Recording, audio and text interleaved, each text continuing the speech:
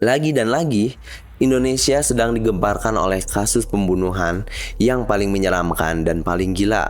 Sampai-sampai kasus ini tuh sangat ramai diperbincangkan di media sosial. Baru-baru ini, tepatnya pada tanggal 3 Mei 2024, pukul 7.30 pagi, terjadi pembunuhan di Dusun Sidang Jaya, Desa Control, Kecamatan Rancah, Kabupaten Ciamis, Jawa Barat. Seorang suami yakni Tarsum yang berusia 51 tahun tega menganiaya dan menghabisi nyawa istrinya sendiri yang berusia 40 tahun di kediamannya sendiri. Gak cuman itu, suaminya ini sampai memutilasi istrinya sendiri, memotong tubuh istrinya menjadi beberapa bagian. Lebih gilanya lagi, pelaku dengan tenang membagikan dan menjual daging hasil potongannya tersebut door to door di siang bolong. Benar-benar keliling desa untuk menjual potongan daging istrinya ke warga sekitar. Tragisnya kejadian tersebut terekam oleh warga sekitar dan tersebar luas di media sosial. Masalahnya mau peso di unjalan. Astagfirullahaladzim. Bisa dilihat dari video tadi, salah satu warga ini benar-benar syok ngelihat apa yang dilakukan oleh pelaku. Tapi pelaku dengan santai berkeliling menawarkan potongan tubuh istrinya ke warga sekitar. Jujur, ini aku baru lihat videonya aja aku sampai merinding. Apalagi warga sekitar yang nyaksiin langsung. Gila sih, ini beneran gila. Aku yakin kalian semua pasti penasaran banget sama kronologi dari kasus ini. Atau bahkan background cerita apa sebenarnya yang dialami oleh sang pelaku sampai tega melakukan hal segila ini kepada istrinya. Dan dari kasus ini banyak banget rumor liar serta asumsi-asumsi publik bercampur di media sosial, sehingga kita nggak tahu mana yang fakta atau bukan. So, hari ini aku bakal rangkum untuk kalian semua. It's your boy Sakti and this is Dark Wave.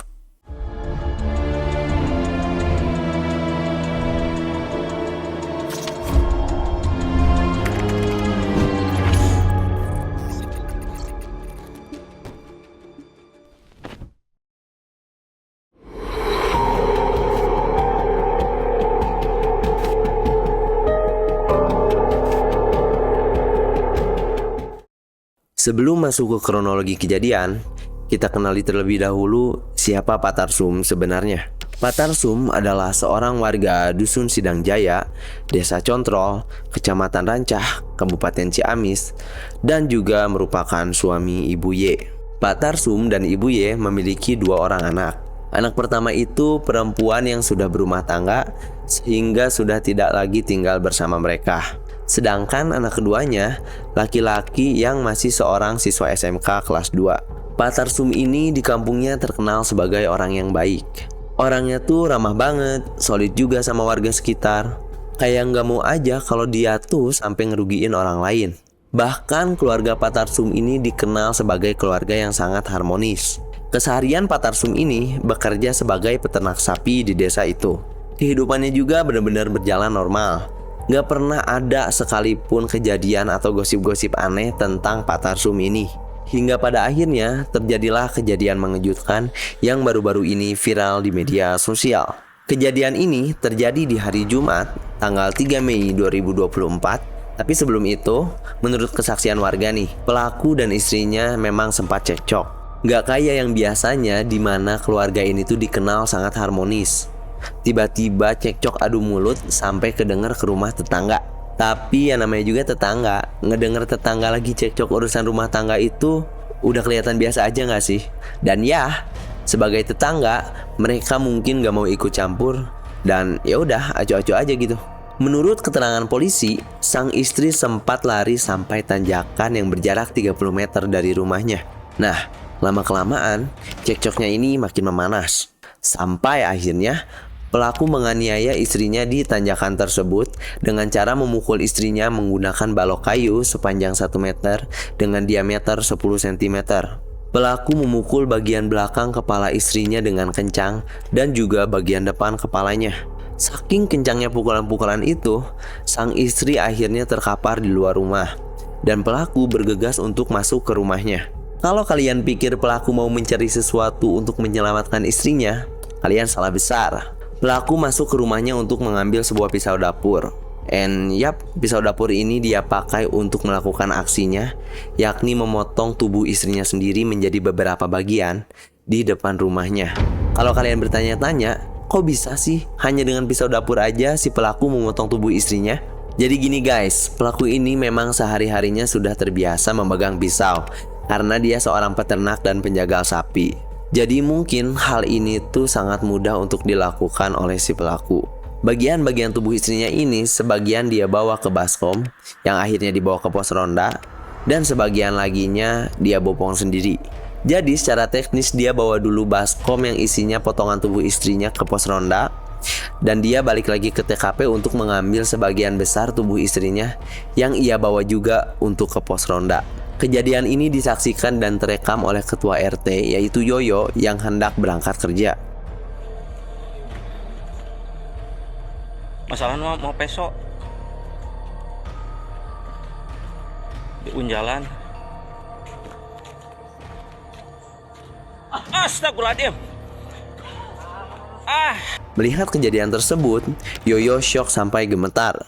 Yang membuat dirinya lebih terkejut lagi adalah si pelaku nawarin potongan tubuh istrinya sendiri untuk dibeli, sambil keliling rumah sambil bilang, "Beli daging Yanti, beli." Melihat situasi yang menegangkan ini, Yoyo bergegas menghubungi polisi dan melaporkan kejadian tersebut. Saya udah berangkat mau kerja, gitu, cuman dapat informasi ada yang informasiin di tempat kerja, gitu, saya pergi, nah langsung ada informasi, saya langsung kembali ke sini, gitu, ke lokasi, gitu, ke tempat. Ternyata di tempat itu udah ada kejadian pas papasan sama si pelaku, gitu istilahnya. Dia udah membawa baskom berisi daging, dia masih bawa pisau, jadi nawarin nama saya, itu Pak, tolong beli nih daging si Yanti sudah tidak ada. Nah, setelah itu pas daging ditaruh di jalan di baskom itu, di baskom warna merah itu waktu sedang ditaruh di jalan. Nah setelah ditaruh jalan dia balik lagi ke tempat mayat itu, jasad yang tadi, gitu. Setelah itu dia kembali, saya langsung pergi laporan ke Kapolsek. Gak lama dari situ, menurut kesaksian warga, pelaku ini mulai sadar dan akhirnya ngelepas pisaunya dan kemudian bersujud-sujud di depan warga. Nah, waktu warga mau menenangkan dan mendekati pelaku, si pelaku ini tiba-tiba mengambil pisaunya kembali dan warga refleks menjauh lagi karena kaget dan takut. Ya iya sih, aku kalau ada di sana juga pasti ketakutan banget karena posisinya si pelaku ini habis memutilasi istrinya sendiri. Siapa yang gak takut coba pembunuh bawa pisau di depan kita kayak gini. Gak lama dari situ, pelaku sempat menyiksa dirinya sampai berupaya untuk bunuh diri. Pelaku juga sempat membenturkan kepalanya berkali-kali ke tiang listrik. Kejadiannya dia kayaknya mau bunuh diri katanya, udah itu membanting-bantingkan kepala ke tiang listrik katanya. Oh si pelaku? Iya. Langsung sama warga dicegat? Iya, ketahuan sama warga. Tapi di mata warga, beliau itu seperti apa? Iya, rajin dia ramah sama orang-orang juga biasanya. Jadi nggak nyangka sama sekali gitu. Singkat cerita, akhirnya si pelaku berhasil ditangkap oleh warga. Dan warga memutuskan untuk mengikat tangan dan kaki pelaku dengan tali agar ia tidak melakukan hal-hal yang bisa berbahaya dan tidak melarikan diri.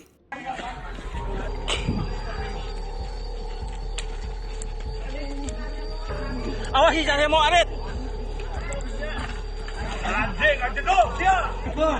Jangan keluar, macam siapa ini? Siksa, belum.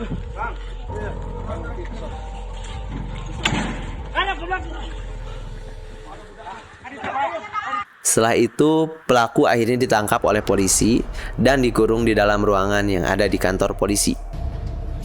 Nyata tuh yuk, itu nyata tuh. Yuk jam sebelah yuk. Nyata tuh. Nyata. Beneran. Itu kan jadi macet di jalannya. Dari. Istighfar sih ya. Kas. Udah.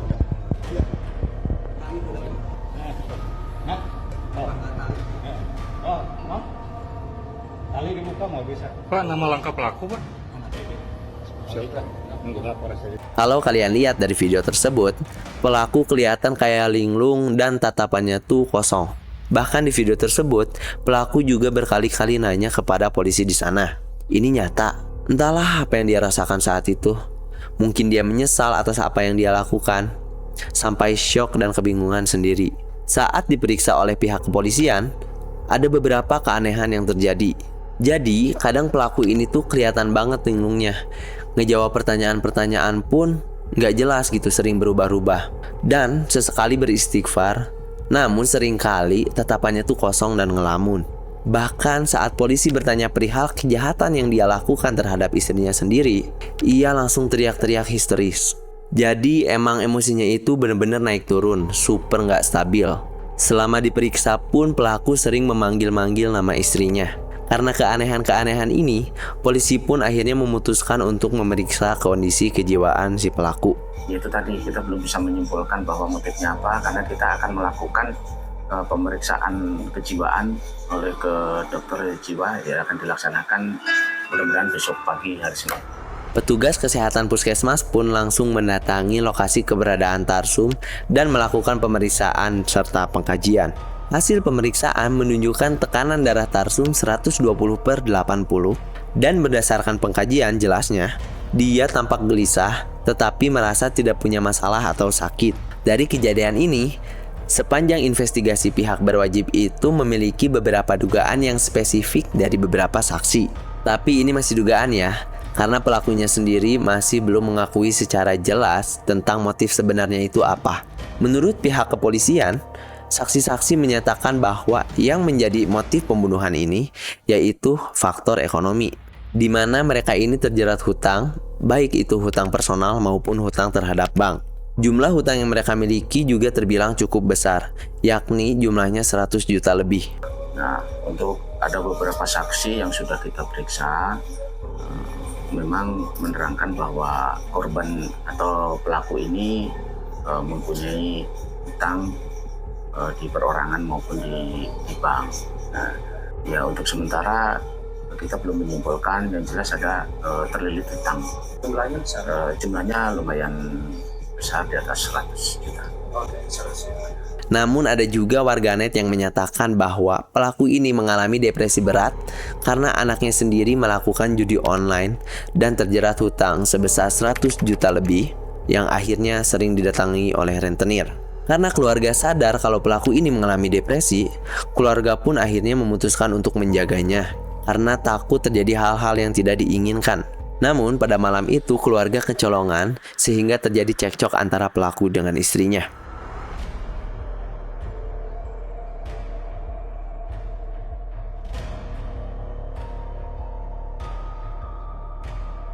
Dugaan lainnya juga muncul. Polisi menduga bahwa pelaku ini memiliki gangguan jiwa.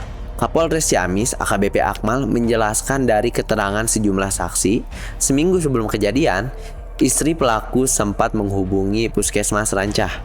Pasalnya, pelaku sempat melakukan percobaan bunuh diri dengan melukai dirinya sendiri, yakni membenturkan kepalanya sehingga harus mendapat jahitan di kepala. Menurut keterangan keluarga, selama 3 hari ke belakang sebelum kejadian mengerikan itu terjadi, ada perubahan perilaku.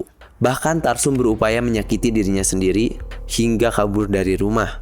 Namun dari sekian banyak dugaan-dugaan yang terungkap di publik, akhirnya pihak keluarga, yakni keponakan dari pelaku, membuka suara dan klarifikasi mengenai dugaan motif tersebut. Keponakannya menyatakan bahwa pelaku ini memang mengalami gangguan jiwa. Saya Hera, di sini saya sebagai keluarga Wa Acum, saya keponakannya. Saya di sini ingin bicara tentang kebenaran berita yang beredar di luaran sana yang harus diluruskan. Diberitakan anak Wa terlilit hutang pinjol, slot sampai ratusan juta. Saya tekankan di sini itu tidak benar, itu hoak, itu tidak benar.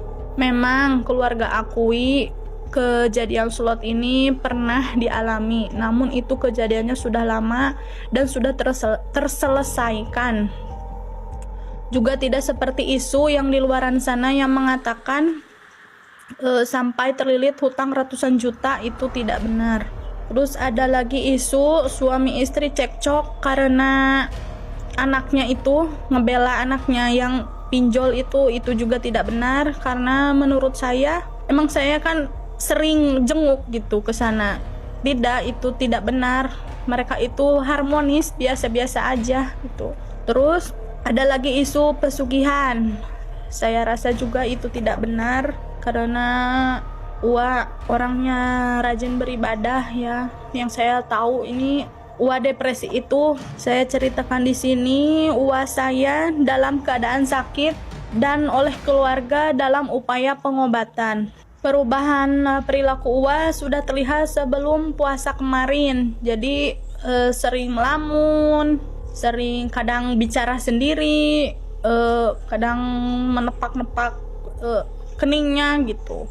Pada hari Selasa tanggal 7 Mei 2024, pelaku menjalankan pemeriksaan kejiwaan di Polres Ciamis yang dilakukan oleh Dr. Andi Fatimah, spesialis kejiwaan RSUD Ciamis.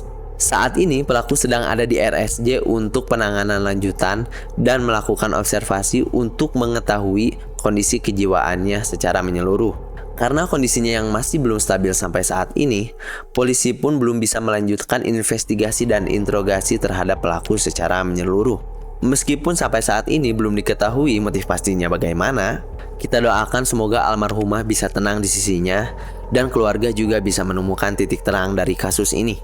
Dan untuk pelaku semoga mendapatkan penanganan yang tepat sehingga pihak berwajib bisa melakukan investigasi lebih dalam.